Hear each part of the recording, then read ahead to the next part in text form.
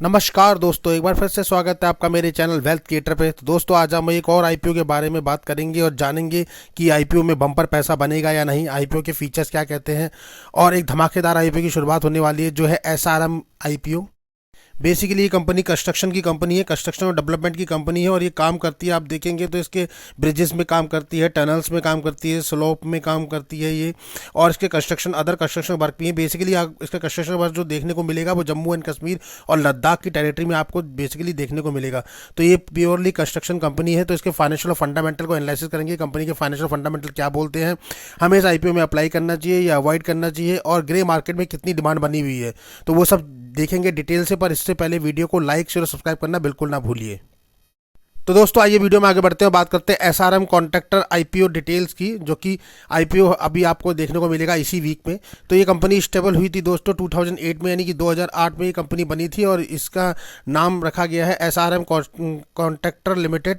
तो ये construction company है, कंस्ट्रक्शन और डेवलपमेंट करती है। प्राइमरी अगर हम इसकी बात करें तो ये रोड्स का कंस्ट्रक्शन करती है, इंक्लूडिंग जिसमें ब्रिजेस हैं, टनल्स हैं, और आप देख लेंगे स्लोप्स बनाती है। आपका इसका अदर वर्क है कंस्ट्रक्शन का, एक्टिविटीज़ फॉर द बेसिकली इसकी जो है यूनियन टेरेटरी में एक्टिविटीज़ है, जिसमें जम्मू एंड कश्मीर देखने को मिलेगा और आपको लद्दाख टेरेटरी देखने को मिलेगी, जहाँ इसका काम है। बेसिकली इन दो जोग्राफी में ये बेसिकली इसका पूरा का पूरा काम होता है। अगर बात करें तो कंपनी का जो ऑपरेट है वो EPS contractor on a unit price basis है, इंफ्रास्ट्रक्चर प्रोजेक्ट पे करती है और सब कॉन्ट्रैक्ट करती है, इंफ्रास्ट्रक्चर कॉन्ट्रैक्ट प्रोजेक्ट भी लेती है।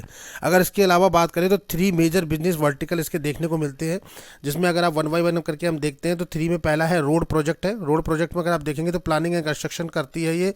रोड का वाइंडिंग हो गया, अपग्रेडेशन हो गया, और उसको डेंटिंग करना हो गया उसका, या फिर उसको इम्प्लीमेंट करना है, रोड को, ब्रिजेस को करना है, हाईवे को करना है, हाईवे की मेंटेनेंस करनी है। और स्पेशली ये भी जो काम है इनका यूनियन टेरिटरी में देखने को मिलता है, जो कि जम्मू कश्मीर और लद्दाख में आपको देखने को मिलेगा। वहीं अगर हम दूसरी तरफ इसकी बात करें, दूसरा तो इसका टनल्स के प्रोजेक्ट है। टनल्स के प्रोजेक्ट भी आपको वहीं देखने को मिलेंगे जम्मू कश्मीर और लद्दाख में। टनल्स में भी कट ऑफ करती है, कवर अप करती है टनल्स को, और आप देखेंगे तो साइड प्रोजेक्ट करती है इसमें। इसके अलावा इंक्लूडिंग एक्सपेंसेस करती है, अपग्रेडेशन का काम भी है इसका टनल का। उसमें टनल को जो है वो रिपेयर और मेंटेनेंस का भी काम टनल्स का यही देखती है सारा। तो आपको सारा काम देखने को जो टनल से रिलेटेड मिलेगा JNK में या लद्दाख में, सबसे बड़ी कंपनी यही देखने को मिलेगी। उसके अलावा है स्टॉप स्टेबलाइजेशन वर्क है, जिसमें प्लानिंग, कंस्ट्रक्शन और रिफाइन रिफोर्स करके करती है। Structure and part of the slope stabiliser work को करती है। अदर आपको देखने को अदर मिसलेनियस में आपको दिखेगा सिविल कंस्ट्रक्शन एक्टिविटीज़ में, जिसमें कि आपको दिखेगा गवर्नमेंट हाउस होल्डिंग प्रोजेक्ट बनाती है, रेजिडेंशियल यूनिट्स का बनाती है, और ड्रेनिंग वर्क भी है इनका, as well and integrate and food project work भी ये करती है। तो सॉरी, फ्लोट प्रोजेक्ट वर्क, यानी कि जब बाढ़ ओढ़ में कोई आपदा आती है उसमें जो टूट फूट होती है उसकी रिपेयरिंग भी करती है। एज ऑन मार्च 2024 तक अगर देखें तो company has completed 37 infrastructure construction project कर चुकी है। टोटल अगर कंस्ट्रक्शन की वैल्यू देखेंगे तो 77,000 लाख इंक्लूडिंग है। 31 रोड कंस्ट्रक्शन प्रोजेक्ट हैं, 3 टनल प्रोजेक्ट कंप्लीट कर चुकी है, 1 स्लोप स्टेशन प्रोजेक्ट कंप्लीट कर चुकी है, 2 मिसलेनियस कंस्ट्रक्शन वर्क कंप्लीट कर चुकी है। आउट ऑफ 37 प्रोजेक्ट में 29 इंफ्रास्ट्रक्चर कंस्ट्रक्शन प्रोजेक्ट हैं इसके पास, इंक्लूडिंग सब कॉन्ट्रैक्ट की बात करें तो undertaking by the company independent at 8 project was undertaking through project specified joint venture. तो 8 प्रोजेक्ट जो है इनके जॉइंट वेंचर के साथ इन्होंने कंप्लीट करे हैं। वहीं अगर हम बात करें एज ऑन जनवरी 31 2024 तक की, तो कंपनी के पास 275 एम्प्लॉई हैं, जो फुल टाइम एम्प्लॉई आपको देखने को मिलेंगे, जो कि कंपनी के साथ वर्कर हैं। तो अगर हम बात करें आगे की आईपीओ का साइज़ और इशू साइज़ क्या होने वाला है, तो इशू साइज़ की अगर हम बात करें तो काफ़ी बड़ा इशू साइज़ देखने को नहीं मिल रहा है दोस्तों। आईपीओ की डेट्स जो ओपन होने वाली है वो 26 मार्च से लेकर 28 मार्च के बीच में आपको देखने को मिलेगा। वहीं अगर आप फेस वैल्यू की बात करें तो 10 रुपये पर शेयर रखी गई है। प्राइस बैंड 200 रुपये से 210 रुपये के बीच में रखा गया है।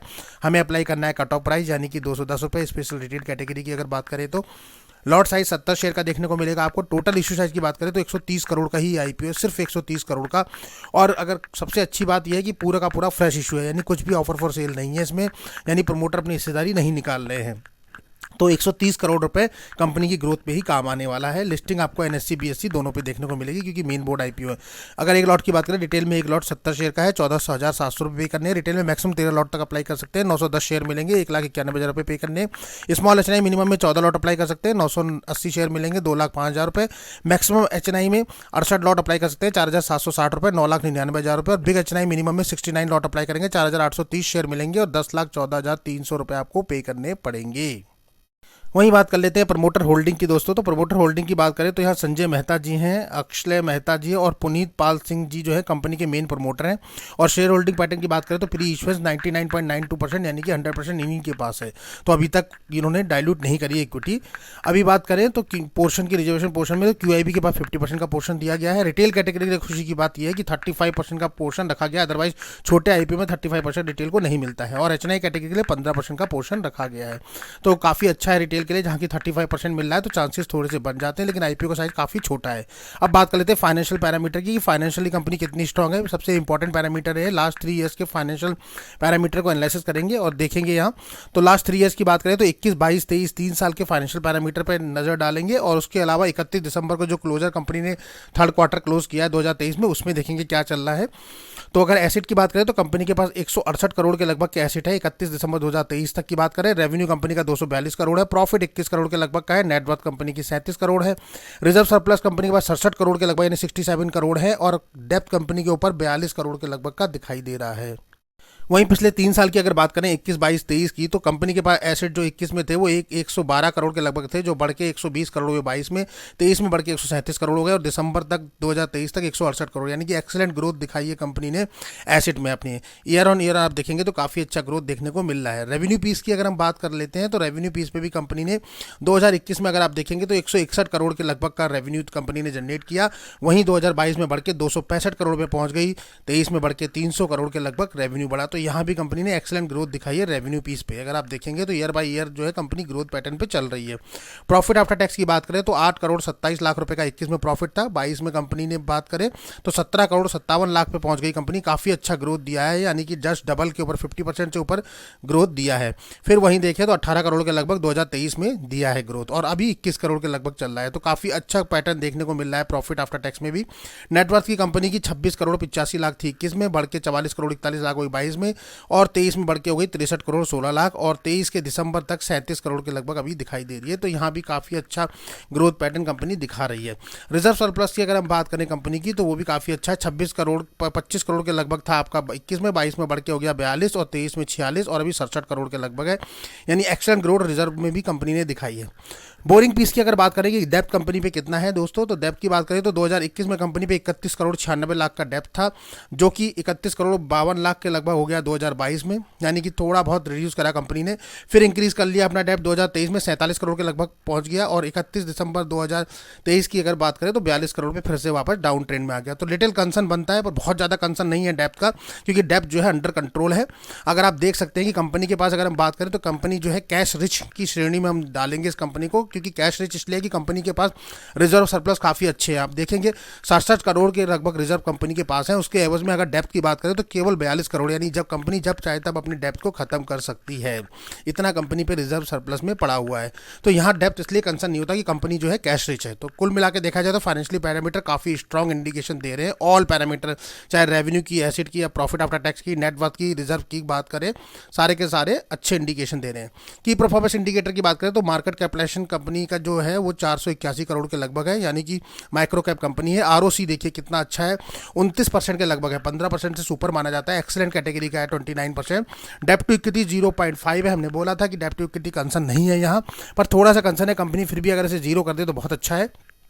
RONW की बात करें रिटर्न ऑफ नेटवर्थ की तो एक्सेलेंट है, 25 है। जनरली 15 से ऊपर अच्छा माना जाता है, तो रिटर्न ऑफ नेटवर्थ काफ़ी अच्छी दिखाई दे रही है। EPS की अगर हम बात करें तो प्री IPO जो है 11.2 है, और पोस्ट IPO जो है 12.24 हो जाएगा। वहीं PE रेशियो जो है 18.76 है, और IPO आने के बाद 17.15 हो जाएगा। वैल्यूएशन की बात करें तो ओके वैल्यूएशन लगी अभी तक, बहुत ज़्यादा भी कंपनी डिमांड नहीं कर रही है, और ठीक ठाक वैल्यूएशन है, यानी कि ग्रोथ के चांसेस बन रहे हैं, यानी कि जो भी IPO में इन्वेस्ट करेंगे उनको थोड़ा सा लिस्टिंग गेन बनने के चांसेस कंपनी ने स्कोप छोड़ा हुआ है। वहीं फाइनेंशियल और फंडामेंटली कंपनी की देखें तो फाइनेंशियली फंडामेंटली काफ़ी अच्छे है। अगर आप देखेंगे ROCE तो काफ़ी अच्छा है, 30% के लगभग चल रहा है। रिटर्न ऑफ कैपिटल एम्प्लॉयड, वहीं RONW रिटर्न ऑफ नेटवर्थ की बात करें तो वो भी 25% के लगभग चल रहा है। डेप्ट टू इक्विटी कंपनी है, कैश रिच कंपनी है। तो कुल मिला के देखा जाए प्रॉफिट आफ्टर टैक्स की, रेवेन्यू की सबकी बात की जाए, सब पॉजिटिव ट्रेंड में है। अब दोस्तों बात करते हैं ऑब्जेक्टिव ऑफ इशू की, कंपनी क्यों इस IPO को लेकर आई है। तो कंपनी को फंडिंग कैपिटल रिक्वायरमेंट है, एक्सपेंडिचर करना है कंपनी को, यानी बढ़ाना है, और अपने कुछ इक्विपमेंट मशीनरी जो है परचेज करनी है, यानी कि फुल्ली ग्रोथ के पर्पज से कंपनी से लाई है। दूसरा अगर आप बात करें तो रीपेमेंट, पार्ट पेमेंट और जो बोरिंग्स कंपनी ने लिए हुए हैं, डेप्थ लिए हैं, उनको कवर अप करना है। बहुत बढ़िया है ये भी। फंडिंग, वर्किंग कैपिटल रिक्वायरमेंट है कंपनी की। इन्वेस्ट इन प्रोजेक्ट में इन्वेस्ट करेगी जहां जॉइंट वेंचर प्रोजेक्ट इसके साथ है, उनके साथ के लिए पैसा चाहिए। और पांचवा है आपका जनरल कॉर्पोरेट पर्पस। तो कंपनी का एम जो आपको देख रहा है वो क्लियर दिखाई दे रहा है, कंपनी का विजन क्लियर दिखाई दे रहा है, कंपनी की ग्रोथ क्लियर दिखाई दे रही है। और यहाँ पता लग रहा है दोस्तों कि बिल्कुल कंपनी ग्रोथ पैटर्न पे चल रही है, यानी कि कंपनी का एम क्लियर है। अपने डेप्थ को रिड्यूस करना है, अपनी मशीनरी को अपग्रेड करना है और नए प्रोजेक्ट के लिए पैसा चाहिए। तो इसका मतलब इन फ्यूचर में लॉन्ग टर्म में ये जो है कंपनी काफ़ी अच्छी दिखाई दे रही है, जिस हिसाब से कंपनी की ग्रोथ, कंपनी का ग्रोथ पैटर्न, कंपनी के फाइनेंशियल पैरामीटर आज की डेट में बता रहे हैं। अभी एक बार इंपॉर्टेंट डेट्स की बात कर ले दोस्तों, एक बार फिर से नोट डाउन कर लीजिए इंपॉर्टेंट डेट्स कौन सी होने वाली हैं। तो ये आईपीओ आपको ओपन होता हुआ दिखाई देगा 26 मार्च, यानी कि 26 मार्च से मंगलवार से ये आईपीओ ओपन होने जा रहा है। और आईपीओ क्लोज हो जाएगा 28 मार्च को, यानी 3 दिन के लिए अवेलेबल रहेगा। बेसिस ऑफ अलॉटमेंट आपको देखने को मिलेंगे 1 अप्रैल 2024 को। अगर आपको अलॉटमेंट नहीं मिलता है तो रिफंड इनिशिएट हो जाएगा 2 अप्रैल 24 तक। क्रेडिट डीमेट आपके अकाउंट में शेयर क्रेडिट होने की डेट भी 2 अप्रैल है। लिस्टिंग आपको देखने को मिलेगी 3 अप्रैल को। तो आपको याद रखना है यूपीआई मैंडेट से कट ऑफ टाइम कि कब तक आपको अप्लाई करना है। तो यूपीआई मैंडेट का जो कट ऑफ टाइम है वो आपको अप्लाई करना है लास्ट डे, यानी कि शाम को 5 बजे, 28 मार्च को शाम को 5 बजे से पहले पहले इसमें अप्लाई कर लेना है। अब अगर दोस्तों ग्रे मार्केट प्रीमियम की बात करें तो ग्रे मार्केट में काफ़ी अच्छी डिमांड बनी हुई है। आईपीओ ने आते ही बम्पर डिमांड दिखानी शुरू कर दी है। तकरीबन 20% की डिमांड आज की डेट में दिखा रहा है आईपीओ। एसआरएम कंस्ट्रक्शन आईपीओ की अगर बात करें 210 रुपये प्राइस बैंड है, 40 रुपये जीएमपी लगभग दिखा रहा है, यानी तकरीबन 20% के लगभग का लिस्टिंग गेन आज की डेट में दिखा रहा है। फायर रेटिंग 5/3 है। आईपीओ का साइज काफ़ी छोटा है, 130 करोड़ का।